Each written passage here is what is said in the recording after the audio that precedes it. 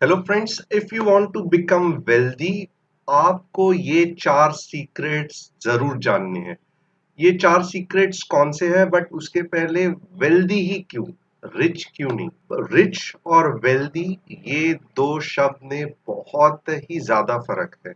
Rich वो आदमी होता है जो पैसा ज्यादा कमाता है औरों से, but at the same time उसके खर्चे भी ज्यादा रहते हैं। कभी उसके पास पैसा रहता है, कभी नहीं रहता है।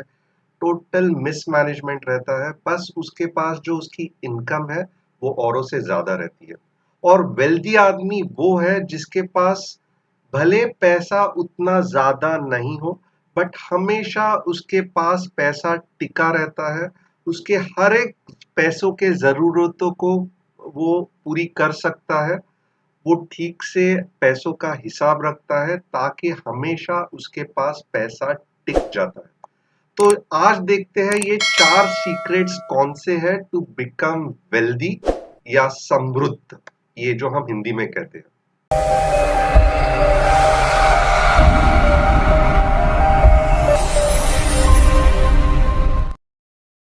तो अगर आप देखोगे तो पहले आपका फाइनेंशियल रिपोर्ट जानना जरूरी है। अभी ये जो फाइनेंशियल रिपोर्ट है उसकी तुलना मैं आज के ये एपिसोड में मेडिकल रिपोर्ट से करूंगा। आप क्या देखते हो कि आप मेडिकल रिपोर्ट में देखते हो कि आपका ब्लड शुगर नॉर्मल है, आपका जो डायबिटीज है वो कंट्रोल में है, कोई थायराइड, लीवर, किडनी, इन सब की कोई बीमारी नहीं है। वैसे ही जब आप अपना फाइनेंशियल कंडीशन देखोगे तो आपको कुछ खास चीजें हैं जो चेक करनी पड़ती है कि ये सही चल रहा है या नहीं चल रहा है। और बहुत तर लोगों को मालूम ही नहीं है कि फाइनेंशियल कंडीशन कैसे देखना है, या पर्सनल फाइनेंस में क्या ऐसे चीज है जो हमें ध्यान रखनी है, कैसे हम अपनी फाइनेंशियल कंडीशन इंप्रूव कर सकते हैं। तो ये चीज जाननी बहुत जरूरी है। और आज मैं आपको अपने फाइनेंशियल रिपोर्ट में क्या देखना है वो ठीक तरह से बताने वाला हूँ। बस चार ऐसी चीज है जिसकी आपको ध्यान रखना है ताकि आप हमेशा समृद्ध या वेल्दी हो सके। तो आइए देखते हैं पहले सीक्रेट कौन सा है।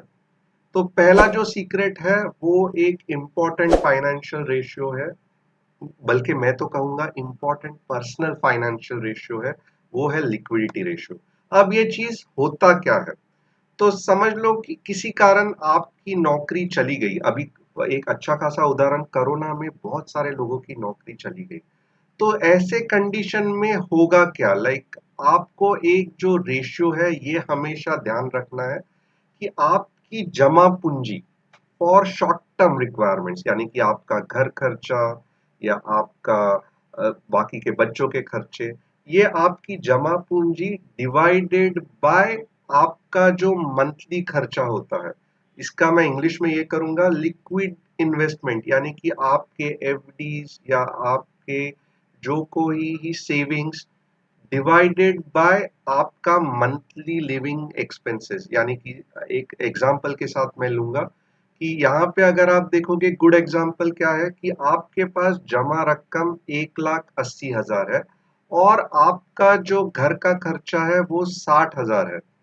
तो इसमें आपका लिक्विडिटी रेशियो क्या बनता है, तो 1,80,000 डिवाइडेड बाय 60,000 यानी कि 3 बनता है।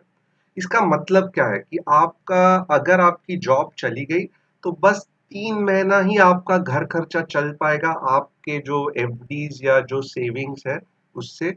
उसके बाद में आपको क्या करना पड़ेगा, आपके जो लॉन्ग टर्म इन्वेस्टमेंट्स है, फॉर एग्जांपल आपने शेयर्स में डाले हैं या सोना है, ये सब आपको बेच के आपका घर खर्चा चलाना पड़ेगा।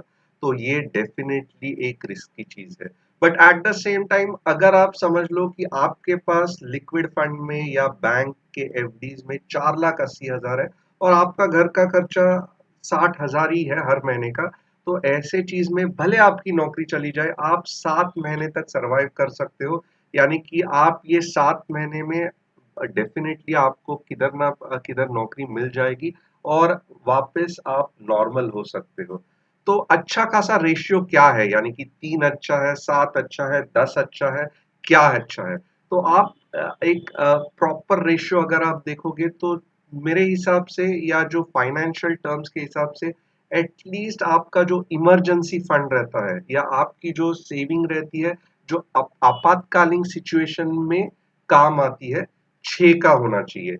यानी कि अगर आपका घर खर्चा 40,000 है तो एटलीस्ट 2,40,000 आपकी सेविंग होनी चाहिए, जिससे कि आप कुछ भी अनसीन इशू हो जाए, यानी कि आपने सोचा ही नहीं था ऐसा होगा, आपकी नौकरी चली जाएगी या मेडिकल का खर्चा आएगा, बट कुछ भी हो जाने दो, एटलीस्ट 6 टाइम्स उस आपके घर खर्चे के ये इमरजेंसी फंड या लिक्विड फंड आपका रहना चाहिए। वेरी इंपॉर्टेंट रेशियो, हमेशा ध्यान रखिए। This is the best thing to understand, क्योंकि आपको फाइनेंशियल क्राइसिस, जॉब चली जाए, मेडिकल इमरजेंसी आए, ये रेशियो आपको हमेशा काम आ जाएगा। अभी एफडीज में ही रखना है ऐसे जरूरत नहीं है, इसको आप short term funds, ultra short term funds या लिक्विड फंड्स में भी रख सकते हैं, ताकि ये सेविंग में आपको कुछ अच्छा सा रिटर्न्स भी मिल जाए। अभी ऑफ कोर्स आपके शेयर इन्वेस्टमेंट या लॉन्ग टर्म इन्वेस्टमेंट के इतना तो आपको ये देगा नहीं, 13% 14% आपको नहीं मिलेगा, क्योंकि ये आपके इमरजेंसी के लिए रखा है। But at the same time आप हमारा पहला वीडियो भी देख सकते हैं कि एफडी से म्यूचुअल फंड जो कि डेट बेस्ड है वो कैसे अच्छे हैं, वो आप लिंक में देख सकते हैं। और आपको पता चलेगा क्यों एफडी से अच्छा आप डेट बेस्ड म्यूचुअल फंड्स में आपकी इमरजेंसी फंड या लिक्विड फंड बना के रख सकते हैं। So this was the first point. अब देखते हैं सीक्रेट नंबर 2 क्या है। सेविंग टू इनकम रेशियो बहुत ही इंपॉर्टेंट इनकम रेशियो है। अगर वेल्दी रहना है तो ये रेशियो कभी भूलना नहीं है। अब ये होता क्या है, आइए देखते हैं नजदीक से। अमाउंट इन्वेस्टेड पर मंथ, यानी कि आपने हर महीने आपके इन्वेस्टमेंट, चाहे वो म्यूचुअल फंड में होने दो, गोल्ड में रहने दो, या क्यों नहीं आप पोस्टल स्कीम में रहने दो, बट ये जो इन्वेस्टेड अमाउंट है डिवाइडेड बाय आपकी जो इनकम रहती है आफ्टर टैक्स, उसका ये रेशियो है। तो ये एक एग्जांपल लेता हूं कि समझो आपका सैलरी हर महीने 60,000 है और आप हर महीने सिर्फ 6,000 सेव कर रहे हो, तो that is not at all a good ratio. But वही अगर आपकी सैलरी 60,000 है और आप 24,000 के आसपास गोल्ड में या फिर म्यूचुअल फंड में या फिर और किसी फिक्स्ड इनकम स्कीम में लगा रहे हो, तो डेफिनेटली ये आपका रेशियो सही है। और आप हैरान हो जाओगे कि ये अब मैं अब भी बता रहा हूं तो आप बोलोगे ये क्या नई बात बता दी। बट आप ज्यादातर लोगों से पूछो कि आप क्या किस हिसाब से सेविंग करते हो, तो क्या रहता है कि सैलरी आ जाती है, घर का खर्चा निकल जाता है, बाद में जो कुछ भी बचे ना बचे वो ही हमारी सेविंग है जो हम इधर उधर इन्वेस्ट कर डालते हैं। तो ये बात टोटली टोटली गलत है। आपको पहले आपके इन्वेस्टमेंट के बारे में सोचना है और उसके बाद में अपने खर्चों को कम करना है, ताकि आप पहले इन्वेस्टमेंट कर सके और बचे हुए रकम से आपका घर खर्चा चला सके। तो अभी बेस्ट रेशियो क्या है? आप ज्यादा स्ट्रेस करोगे तो भी आपको तकलीफ होगी कि यार पैसा कमा क्यों रहे हैं, जिंदगी में जीने के लिए कितना सेव करे, फाइनली बच्चों को ही देना है। तो एक थिन लाइन रहता है या एक ऑप्टिमम रेशियो रहता है जो एटलीस्ट आपको इतना तो फॉलो करना है। क्या है वो फिगर, आइए देखते हैं। तो वो जो फिगर है वो है कि 20 से 30% एटलीस्ट एटलीस्ट करना ही है, मिनिमम आपको 20 से 30%। और मैं तो कहूंगा कि 30% ही पकड़ लो, थोड़ा सा तकलीफ होगा बट आदत डाल लो। इसका मतलब क्या है कि आफ्टर टैक्स अगर आपके हाथ में 60,000 मंथली सैलरी आ रही है, तो आप ट्राई कीजिए कि 18 से 20 हजार तक आप सेविंग डेफिनेटली कीजिए, और बाकी के 40,000 में आप घर खर्चा, आपके मौज मस्ती के लिए जो भी पैसा है वो करिए। और ये डिसिप्लिन की तरह से, ऐसे नहीं है 1 महीना किया 2 महीने नहीं किया, अगले 10 साल 20 साल के लिए अगर आप करोगे तो बिलीव मी कोई भी दुनिया की ताकत आपको वेल्दी बनने से नहीं रोक सकती है। So always keep this ratio in mind, it is very important. अभी तीसरा चीज क्या है कि बहुत सिंपल है, डेब्ट सर्विस रेशियो। क्योंकि आप सब लोग जानते हैं आज के तारीख में सब कुछ इंस्टेंट चाहिए रहता है। लोगों को फोन इंस्टेंट चाहिए रहता है, लोगों को घर इंस्टेंट चाहिए रहता है, लोगों को गाड़ी इंस्टेंट चाहिए रहती है। तो ये सब एक समय में नहीं पॉसिबल है। इसके लिए अब सबसे बेहतर सॉल्यूशन क्या है कि लोग कर्जा ले लेते हैं और थोड़ा थोड़ा करके वो चुका देते हैं। अभी कर्जा लेना बुरी बात नहीं है, बट कर्जे के लेने में भी कुछ रूल्स रहते हैं, उसको फॉलो करना बहुत ही इंपॉर्टेंट है। अब वो रूल्स क्या है, तो पहले तो हम देखते हैं कि डेब्ट सर्विस रेशियोज है क्या। यानी कि आपका पूरा ईएमआई, क्रेडिट कार्ड का ईएमआई, कार लोन का ईएमआई, घर का ईएमआई डिवाइडेड बाय आपका मंथली इनकम आफ्टर टैक्स, ये जो रेशियो है वो डेब्ट सर्विस रेशियो रहता है। अब एक बुरा एग्जांपल लेता हूं और एक अच्छा एग्जांपल लेता हूं। पकड़ लीजिए कि आपका हाथ में जो आ रहा है मंथली 60,000 है और उसमें से आपका 48 to 50,000 चला जा रहा है डेब्ट सर्विसिंग में, यानी कि आपके घर के ईएमआई के लिए, कार के ईएमआई के लिए। तो रेशियो कितना बनता है कि 70वीं सदी आपका वापस जा रहा है कर्जा चुकाने में। और उसी हिसाब से अगर आप यहाँ पे एक गुड एग्जांपल देखोगे तो सिर्फ 18,000 आपका खर्चा हो रहा है कर्जा चुकाने के लिए।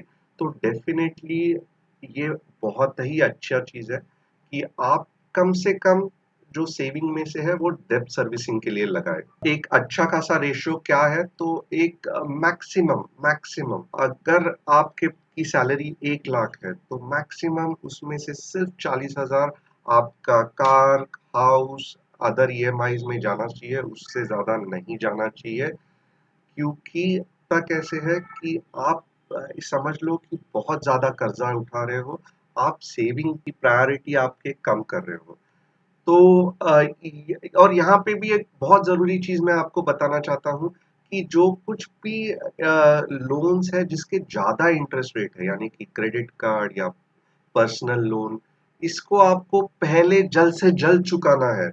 और जो भी आपके होम लोन्स है या लॉन्ग टर्म लोन्स है जिसका इंटरेस्ट रेट बहुत कम है, 7%, 8%, वो आप रख सकते हो, उसको आप बाद में भी धीरे धीरे पे कर सकते हो। तो ये भी रूल नहीं भूलना है, जिसका इंटरेस्ट रेट ज्यादा है वो लोन जल्द से जल्द चुकाना है, जिसका कम है वो आप धीरे धीरे चुका सकते हो। सो दिस इज अगेन, हमें पता है कि डेट बुरा है, बट हमें मालूम है कि आज के तारीख में फ्लैट, कार, ये सब लोन पे ही आप ले सकते हैं। तो ठीक है, उसके कायदे या उसके उसूल हमें मालूम रहने चाहिए, जो मैंने आपको आज बता दिए हैं। और एक चीज है जो बहुत ही इग्नोर्ड है, यानी कि हम इसको बिल्कुल ही ध्यान नहीं देते हैं, दैट इज इंश्योरेंस प्लानिंग। बहुत ही सिंपल चीज है, बट आप लोग हमेशा इग्नोर कर देते हो कि जो घर का करता रहता है, कुछ ऐसी चीज हो गई और वो चला गया तो पूरे फैमिली का क्या हो जाएगा? रास्ते पे आके भीख मांगेंगी? नहीं, राइट? ये नहीं चाहते हम चाहते हैं कि हमारे बाद भी हमारी फैमिली वेल्दी रहे, समृद्ध रहे। तो ऐसे चीज, ऐसे मौके पे आपको क्या करना है, तो सेविंग्स के साइड बाय साइड, या मैं तो कहूंगा सेविंग्स से पहले टर्म इंश्योरेंस निकालना नहीं भूलना है। कितने का टर्म इंश्योरेंस होना चाहिए? तो आपकी जो भी सालाना आमदनी है, अगर वो 10 लाख है तो 20 गुना उसके आपको टर्म इंश्योरेंस निकालना है, जो कि होगी 2 करोड़। और ये टर्म इंश्योरेंस ही क्यों निकालना है? क्योंकि इसका जो आपको साल का हफ्ता बैठता है, या जो हम उसको कहेंगे कि जो इसका जो प्रीमियम आता है वो बहुत ही कम आता है। और यूलिप लेना या फिर कोई एंडाउमेंट पॉलिसी की 20 साल के बाद आपको पैसे वापस मिलेंगे, इसमें नहीं जाना है। क्योंकि थोड़ा सा आपको जो प्रीमियम साल का पड़ता है वो भर के भूल जाना है, और बाकी की जो अमाउंट है आपको म्यूचुअल फंड में इन्वेस्ट करना है, ताकि आपको रिटर्न्स बहुत ज्यादा मिले। इंडाउमेंट स्कीम सही नहीं है कि क्योंकि ना ही आपको अच्छी तरह से इंश्योरेंस कवर मिलता है, ना ही आपके पैसे अच्छी तरह से बढ़ते हैं। तो कभी भी इंडोमेंट पॉलिसी या यूलिप में मत जाइए। Term insurance 20 times of your salary, और अच्छे खासे बहुत सारे इंश्योरेंस है, और बहुत सारे प्लान्स है, वो आप देख सकते हैं।